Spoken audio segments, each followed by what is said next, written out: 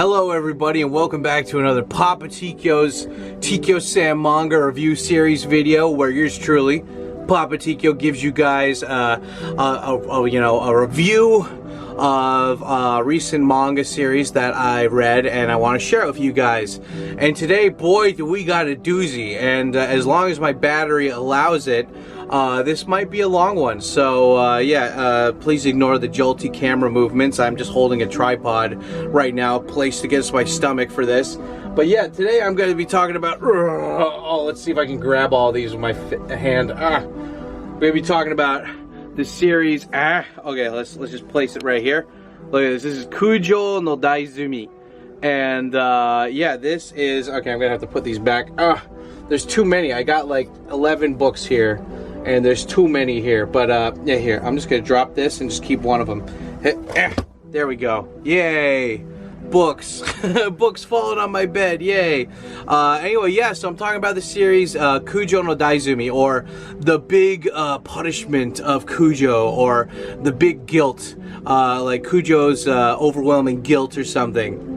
And as you can see, this is a Kujo right here, and I think his name's Kazuma, Kujo Kazuma or Kurama, and yeah, basically this story, this manga series, it's 11 books so far, 11 volumes, and I bought this on just a whim, you know, like I was at Book Off and I was like, because one of the other book series that I like is a manga adaptation of God, I'm gonna say the name wrong. Dostoyevsky's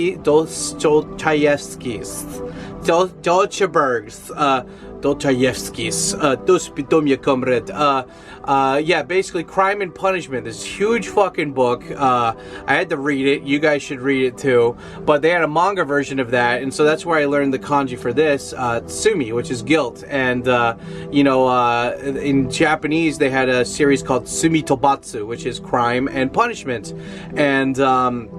And anyway, yeah, so when I see this kanji, I'm like, ooh, this might be like a legal or a true crime drama, so I should check it out. And I was not disappointed. This manga is, it follows the story of Kujo. He is the black sheep of all the lawyers in Japan, or one of the many black sheep that are lawyers in Japan, because he is this guy who's relatively pretty smart, down to earth, very calm, and his dad was a famous lawyer, maybe prosecutor, I'm guessing prosecutor, and from what I remember, and his dad always put a lot of pressure on him that he's like, you got to graduate from Tokyo University's law, Tokyo University's law school. You got to do it. And so you find out like later on in the series that his dad like forced him to study every day to become a lawyer, just like him. And Kujo and his brother had to do that.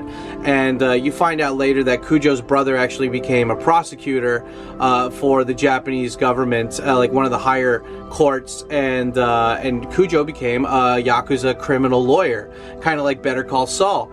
And you know, you start out the series being like, well, fuck these guys, right? Like, these criminal lawyers are pieces of shit. Like, all they do is just, they get good people off, you know, and like, they don't have to suffer or whatever, right? But like, as the series progresses, you find out more about what Kujo's thinking is behind representing these like really not good people and stuff. And you know, it goes into like, it dips in and out of like different themes of Japan and like current events of Japan. Like for instance, like Japan has a 99.9% arrest rate. So just by that fact there, you can tell that the Japanese government likes to overstep their bounds and stuff. And yeah, like and so like they obviously like they play dirty just as bad as the gangsters or whatever are playing dirty too. And so just due to like, you know, like his sense of legal right and wrong is like, he's like, look, the law is there for a reason, and if I can use that to get people to have a lesser punishment, that's not me being an asshole. That's me using the system for what it was meant for, and that it was like finding out the best legal puzzle piece to, you know, like to make to not get screwed over. It's kind of like a business, you know, it's kind of like business, right? Like business is basically just, I remember, what was that old saying? It's like business is just about screwing, like, you know, seeing like who gets screwed over the least, you know, like whenever you're doing a business deal, right? And same thing with like the legal system here. He's like, look, like, he's like, people call me a piece of shit, but I'm just using the legal system that they've given me. And so like one of the first things that you see in this book is that there is a guy who's like an underling for like a semi-Yakuza group, and called Hangure, and which means semi-Yakuza or like half gray.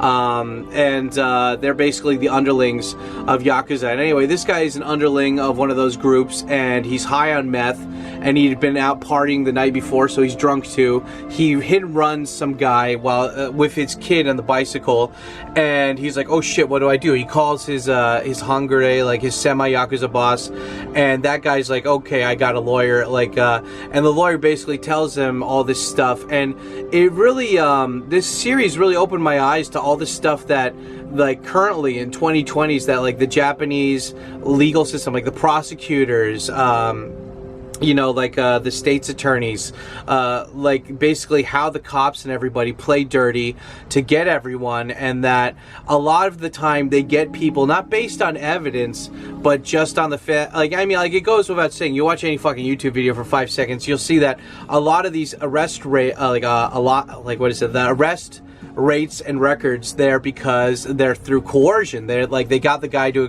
like admit to something during interrogation, you know, and that's how they get it. Or they kind of fiddle with some evidence and they expect nobody to look into it, and they make so many jumps and hurdles that like it's hard for you to double check. Like they're like, oh, we did DNA evidence. Oh yeah, well I want to see that DNA evidence, like I want to see how that guy does that or whatever. And they're like, oh, you can't do that. That's not, you're not allowed to do that. And I'm like, well, I mean, like, I'm allowed to have a separate opinion, right, to this stuff. Like, what if I know that like the prosecutor's playing dirty and he's tampering with the DNA evidence or something? And that doesn't happen in this one, but it's been happening in a Netflix show I'll probably cover later. But yeah, basically, even though this guy that's hopped up on meth basically like hit and runs and kills this dad, and the kid loses his leg, and the kid doesn't die, but he loses his leg, and you find out later in the series the only reason why the kid lost his leg is because the doctors, and like, I love this series too because they talk about the bureaucracy and just like the lazy, greedy people and all these top parts of government, of you know, like of like the doctor's world, media world, all this shit, right?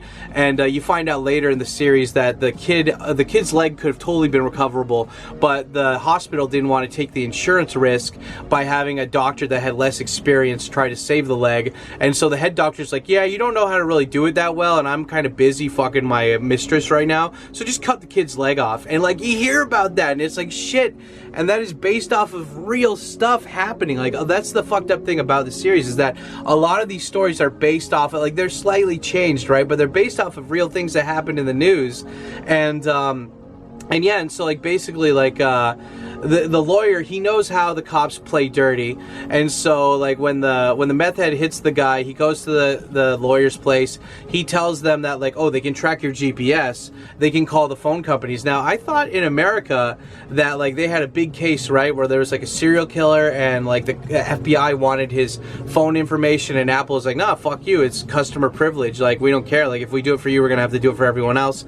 I think they ended up giving the information. I don't know if that's true, but in Japan, the companies have no problem with giving that information. All you do is get a subpoena or whatever, or like a warrant or whatever, and then they give it to you willy-nilly. And so everybody has these phones that are GPS trackers, and so, and like, you know, the dude was playing like Pokemon Go or something when he hit the dude too. And so like you know, he goes to, and like they talk about all these things. He's like, well, when you hit that dude, some of the paint on your car probably scraped off onto his thing. And every car has their own individual paint style for each model. And since it's a Japanese car, what they'll do is they'll be able to track it back. So don't try to fix the car. Don't try to run away. Like, turn yourself in, but leave your phone here and turn it off and say you don't know what happened to your phone. You lost it. Otherwise, it's going to be able to confirm their side of the story that they want to do. And like, he shows how it's like, I mean, of course, like, the client's a piece of shit. He killed a guy, and he disabled the guy's kid, right? But you know, they show that like each time a prosecutor has somebody, they don't care if they're guilty or not guilty. They want to maximize the sentence as bad as possible because these prosecutors want to look really good, and they're all on this kind of career path. You know, they want to be eventually judges or like you know, district attorneys kind of thing. So they want to like get as many heavy wins under their belt as possible, and they do that by taking advantage of the ignorance that people have when it comes to these court cases. And I was like, holy shit, I'm reading this all in Japanese. How the fuck am I getting, like, I was like, my Japanese has to be pretty good if I'm able to pick up all this shit without even translating it. And yeah, and anyway, basically like so the mother, like, they find out though that the father was actually drunk and he was unemployed when he was riding that bicycle, and that he actually had like a heart attack because he was scared about getting hit. Like, he had a heart attack right before he got hit, and they're able to prove that he didn't die from the car impact. He died from that heart attack. And on top of that, though, the guy didn't have, like, he had the proper life insurance, and his wife would have gotten paid out really well, but because she got a shitty, like, lazy lawyer, she got 1/7 of the settlement that she would have gotten for this. And you know, Kujo's like, you know, ignorance is, you know, like, ignorance costs you money, like, you know, and it's like, she, like, you know, this sucks, but sometimes, like, you know, you should have known that shit. And like, everyone's like, you piece of shit, blah, blah, blah, blah. And he's like, dude, if this was, like, if this was under other circumstances, I would have been her lawyer. I would have gotten a lot more money for this. But, yeah, he basically gets the guy released on like community service and probation for like 3 years, and because they don't have enough evidence, even though they've got the camera, and the guy was on meth, right? And it's like, well, how does he get out of that? And it's like, well, you can go to a hospital to detox, but then they have you on record. So he's like, go buy these drinks from the pharmacy, and then just hit the sauna as much as possible the day or two before. I don't know how, I mean, I've never done meth, so I don't know how like, you know, how realistic that is, but it's like, this guy, due to dealing with all these criminals and stuff, like, he knows exactly how the cops are going to react, and then how they can get ahead of that beforehand. And this whole series is just based off of that shit, and it's really interesting. Like, you know, like, there's for example, they have one scene where this guy, the main guy of this Hangurde, this half Yakuza, semi-Yakuza group, they're basically the ones that get, their job is to do the wet work of Yakuza. And so it's like, Yakuza are still around, they're still big organizations, but they don't do their own dirty work. They like basically dispatch it to these guys that kind of have like a legal gray area when it comes to prosecution and stuff. And so this one guy who's in charge of this group, his name is Mibu, and he is a dude who owns a car shop, and it's like a custom car repair shop or whatever. But behind the scenes, he does a lot of fucked up shit. He sells drugs. He fucking does prostitution. Like, he's got his hands in every bit in cookie, like, you know, nicks and crannies and stuff.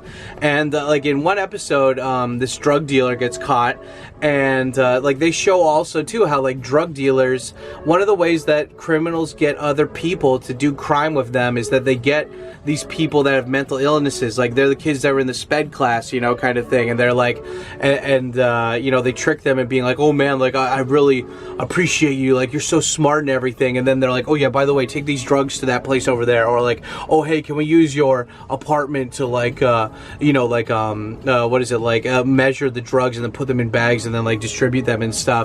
And they talk about that, and they talk about like how hard it is for the social welfare what do you call it, agents or whatever, to get these people back on track, because once you have a criminal record in Japan, it's very hard to rent an apartment. If you're a Yakuza, you can't get a bank account again, or if you do, it's very hard. It's like very kind of like, you know, it's on and off. Like, it's not set in stone, but the image is that it's pretty hard, right? And so, like, they go into all of this, like, underworld details that, you know, I love reading books about crime and Yakuza and stuff in Japan, right? And, like, watching movies and stuff. And this one series, this was only released, like, since, like, 3-4 years ago. This series goes so much in depth for all of this stuff and how it happens and everything, like how it goes down. And I don't know if it's the same exact author or if it's the illustrator, but it said on one of the promos that usually comes with these books that the guy who made this series is the same guy who did the Ujiyama Jima or whatever, like the Loan Shark series. You can watch it on Netflix. It seems too cutesy. It's not very, like, it should be more dark like Tokyo Vice, but it's too cutesy, so I really didn't like that manga series. I didn't like that TV show, but yeah, this one's appropriately dark.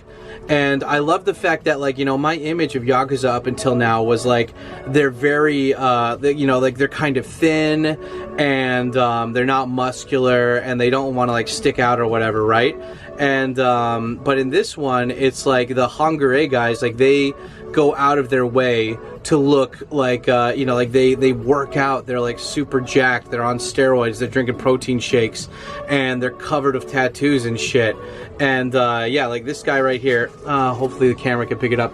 This is Mibu right here, Mibu-san, and as you can see, he's this jacked dude. He's wearing like a jersey pants and a t-shirt, and he's just covered in tattoos, and he's got bleached blonde hair. And since he's not Yakuza always want to still like feel like they're at least semi-looking like they're part of the crowd, right? And that's why they hide their tattoos. That's why they don't have flashy hairstyles or whatever, because they want to like kind of, you know, fly under the radar. But these guys, they're like, it doesn't matter, like whatever. Like, we're already on the outskirts of society. Stupid camera, fucking overheating after 15 minutes. Yeah, overall, like this series is really fucking good. I had a really good time reading it. Almost every page was filled with words that I don't know, or that like I need to learn how to, like, you know, or like I just don't know how to read. Like, look at that, if you can see that. All those highlighted words are words that I never use.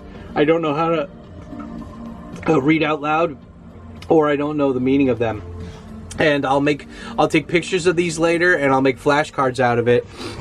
And if you guys are part of my Patreon, on patreon.com/Tkyosam, eventually you're going to be able to see all the Anki cards that I make off of these books. So, and maybe you'll get them in the mail too. So, yeah, keep your eyes open for that. You know, hint, hint, Patreon link down below. But, yeah, this whole series, they have so many interesting, like, things that they talk about, like, for example, like taking advantage of old people. Like this one Yakuza, like semi-Yakuza group, they make a fake nursing home just for one guy, where they're charging him up the ass for everything. And he's this guy who was a rich dude, and he had a lot of money left over, but his daughter hated him. Like, she hated having to take care of him when he had dementia. He just shit all over the place and would cause a scene wherever she went. And so she put him into a third-rate nursing home, like kind of getting revenge on him. But it backfires on her, and those guys, they get a lawyer and like a corrupt doctor to kind of sign off on him, like giving away all of his like all the stuff that he was gonna let his daughters inherit. They like make him sign away all that stuff, and then she has to hire Kujo sensei, Mr. Kujo, in order to get her money back and stuff. And yeah, that was a really interesting point in the series. It's like they deal with drug dealers. You know, they show how to like kill somebody and like make a message of it. Like at one point, one of the drug dealers gets caught, and so the Mibu-san, the guy who's in charge of the semi-Yakuza group, he gets a big bag of water from a river that's in Tokyo, and then he uses that. He tapes up the drug dealer, and then he drowns him in that water in his car shop, and then he dumps the body in the Tokyo River. So that way the guy, like, you know, when they find the body, they think that he drowned in the river. And I'm like, wow, like they are really they're really thinking ahead of the cops, you know, and all this shit. And like they talk about in one part how like this one, like they're trying to kill this one guy in the forest, right? And they talk about if you kill somebody and bury somebody in the forest, even if they find the body a year later, it's very hard to determine what they died of, or at least link it to a murder. And so the least that they can do is just maybe charge you with abandoning a body versus killing somebody. And it's like, it just goes into details about all this stuff that it's like, wow, I've never heard the newspapers talk about this shit. And I don't know, I'm trying to think. So they had like the shitty fake nursing home in order to get the inheritance for people. They've got the drug stuff. There's one part where they talk about how these two people came to Tokyo to be actors, and they're a couple, right? And the woman ends up just prostituting herself and like doing the sugar baby stuff with a bunch of rich people around here, and then the boyfriend ends up he links up with the Chimpira, like what is it, the Semi Yakuza group guy, Mibu, and the guy's like, dude, my girlfriend, like, she's just hooking it up and stuff, and, you know, just hookering it up, and I don't know what to do. She just wants to be of rich people, and the only way I can get her to be with me is if I'm rich. And then Mibu guy's like, okay, get me 10 grand. If you get me 10 grand in 1 month to show me that you can hustle, then I'll show you a way to get tons of money and shit. And so like, and so basically what he does is like the guy becomes a host, and then he gets 10 grand by like sleeping with all these ugly other hooker chicks, and then he gets that money and gives it to Mibu-san, and Mibu-san basically pulls a Logan Paul, and he does like a crypto scam where the money goes up 1,600% or something ridiculous, and and then the guy like pulls out his money before the rug pull happens, and he's able to fucking, you know, God, 16 times 100, he basically gets like $1 million from that, like just from doing that shit, right? And so and then from there, the Mibu guy teaches him how to make like front companies and stuff to make more cash and just like keep it flowing in here. And it reminded me really like a lot of the Ryuga Gotoku series, how it's like in that in like the Yakuza game series, what you can do